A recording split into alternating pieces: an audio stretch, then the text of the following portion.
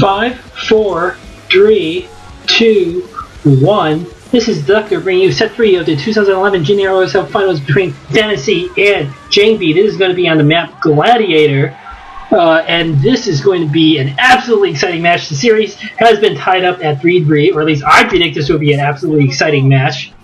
As my prediction for this game in Fantasy is the purple Terran player there at the 5 o'clock position, and Jangbi is the green Protoss at the 1 o'clock position. These are actually going to be sort of the same starting positions as the last game on La Mancha here. Same relative starting positions, I would say. Very different colors though, purple and green. You don't often see those colors, I think. Anyway, getting to Fantasy coming back. Well, you could argue that Fantasy sort of had a lead the entire game in terms of the economy, but he didn't waver in his decision making. He was decisive when it mattered, and he played a generally excellent game. He clearly is a match for Jangbi here. And it's clear that when Fantasy decided to do something, go out with Vulture Harass, for instance, he did critical damage to Jangbi's economy, allowing him to push out with his army. And even if Jangbi had fought the field battle and defeated Fantasy's army, he probably would have taken so much damage to his army that he wouldn't be able to survive a second wave of Terran units, just as his economy was recovering there. So either way, I think Fantasy would have won the last game after that Vulture Harass.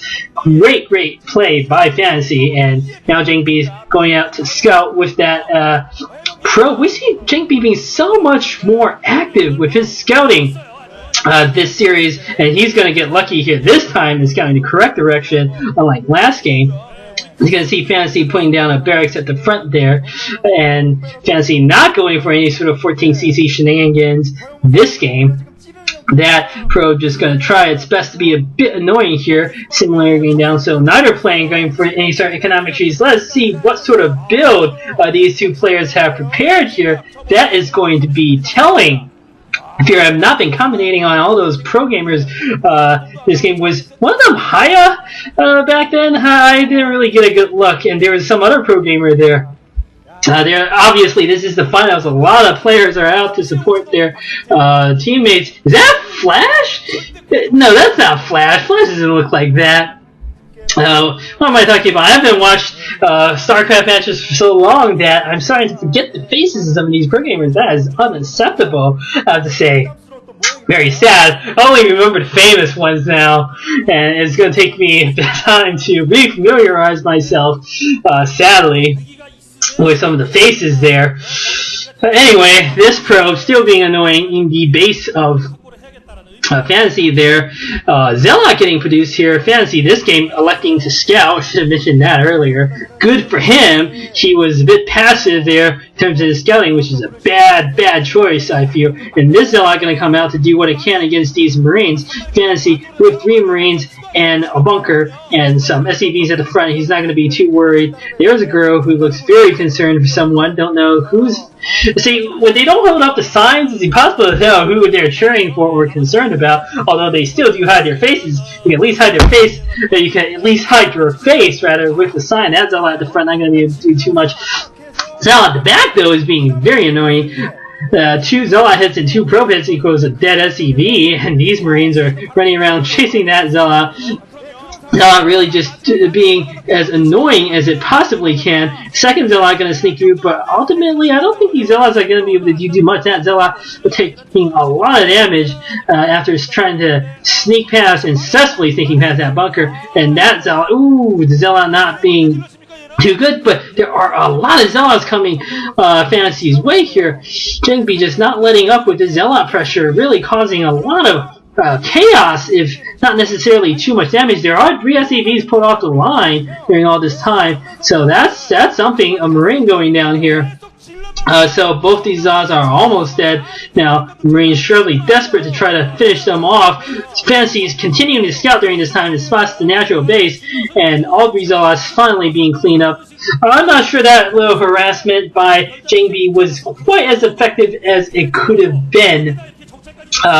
He probably could have microed a bit better there. I have to say Fantasy did micro very well, and we can see Jangbi, his pro transfer timing, not quite like the Flash insane SCV transfer timing there. They were idle for a few seconds there near the Nexus. So Jangbi's mechanics may be slipping up just a bit in this game because he was trying so hard to micro at the front here. Now Jangbi putting out more pressure. The thing that Jangbi has done really well so far this series is his sense of strategy has been very good. He's willing to take risks, which I think is very important to find. He's got to be able to take risks. Even if it fails, I applaud a player for doing that. His recall to try to save his the game last game. Not the first recall, I don't know about that, but the second recall I thought was very good choice.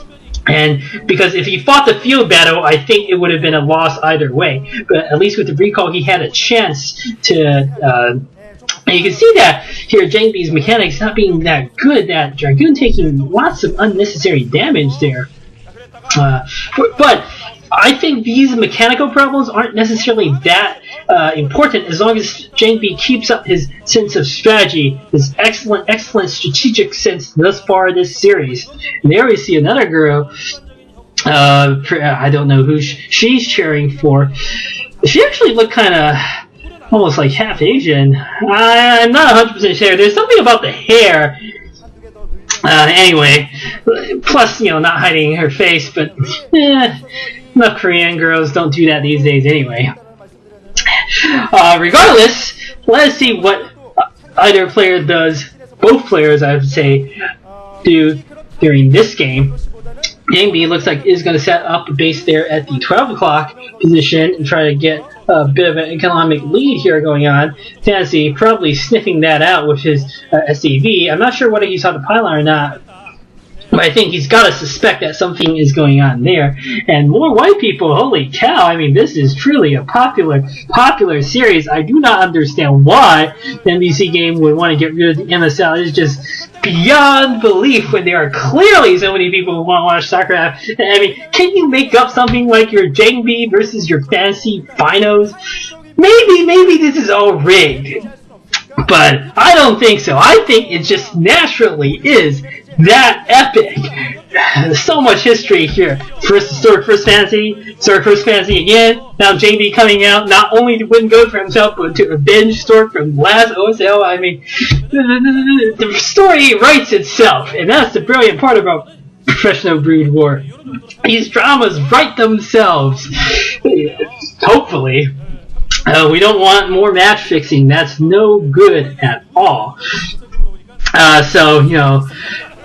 And we have a Reaver out here by Jangbi. This is going to be interesting. He is going for a Reaver as he's changing up his game. I mean, think about first 12 Nexus and then DT Rush Attack. Now he's going for Reavers. Jangbi is playing all sorts of different builds.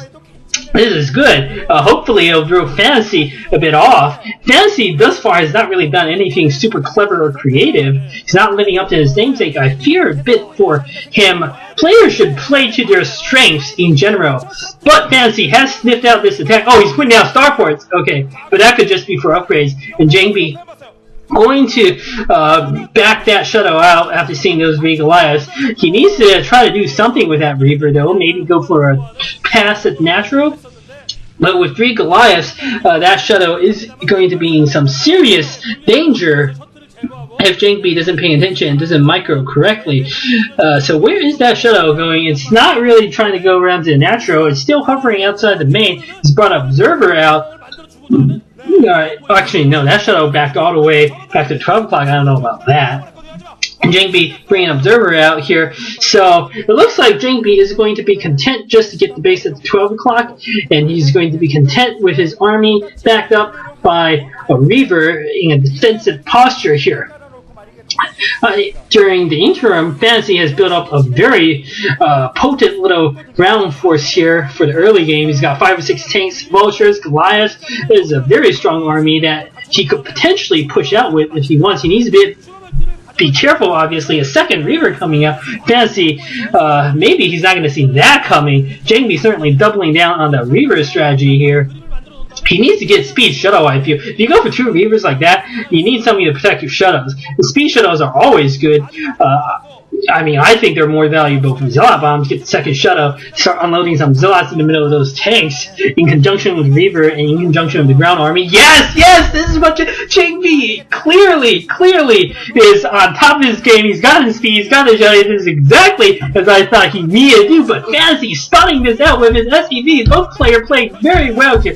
Looks like Jangbi is going to go for the attack at the main. Jangbi, oh, he should have been more decisive there. He should have unloaded his forces. And look at that, 50% chance to pick out the right shuttle, and he did. And now that second shuttle is going to come in. Those Zealots on the ground doing damage. These Reavers need to do some damage to the SEV lines, but it looks like that's not going to happen. The Reavers can still do a lot of damage to the Terran ground army. Is there no siege mode? Does Fantasy not have siege? Ooh, now the Reavers are starting to pick away at the supply depots and the armory. Brilliant maneuver, picking off so many supply depots. Brilliant maneuver here by Jangbi. He needs to finish off that armory and finish off the upgrades here, doing a lot of damage. Brilliant play by Jangbi, I have to say. In Fantasy, does he not have siege or something? Has he not researched siege during all this time? That was an absolutely genius harass by Fantasy. I mean, not by Fantasy, but Jangbi clearly taking the initiative back in this game, picking out that scouting SCV-2, and now Jangbi has built up a strong army here. This is what I mean. Taking the initiative is almost always a good thing, and what's even better is Jangbi did exactly what I thought he might do. I actually thought he might use that army to go for the direct attack. No, I'm thinking too much like Bisu these days and other Protoss players, but no, Protoss are at their best when they do indirect approaches. Although I think all races are best when they do that, but Jangbi, with the attack in the back there, causing all sorts of havoc. Fantasy is trying to respawn now with Vultures to do some harassment here at the 2 o'clock base, but he's not really able to do too much except maybe pick off a few Zealots there. Not able to get any approach, and now Jangbi launching a massive attack. Now Fantasy is sieged up all sorts of units, but the shuttle coming in with Zealot bombs, and there is nothing Fantasy can do about this. Defense matrix at the front. Where are his Vultures? His Vultures are all positioned. They're going to be a complete disaster. Look at so many dead dragons. If he had 6 Vultures at the front there, that attack may not have worked. 6 Vultures and a few Glides, but his play was so screwed up from that earlier harassment done by Jangbi. The massacre of the SEVs by the Reavers. No, okay, this turns up, but this is clearly going to be GG. Brilliant play by Jangbi, taking initiative, so important in the finals here. Jangbi, this is good enough to face Flash. This is what I mean. Jangbi is playing at that sort of level now. He is possibly better than when he was back in the old days. The old days, he was just really good at mechanics. He was never notable for strategy. He's just good for, solid gameplay, good macro, and storms. GG coming from Fantasy. But now, he's not so good at his mechanics necessarily. Not necessarily better, certainly, than during his prime, but his strategy is so much superior. Brilliant game by Jangbi. He's up 2-1, going on to game 4.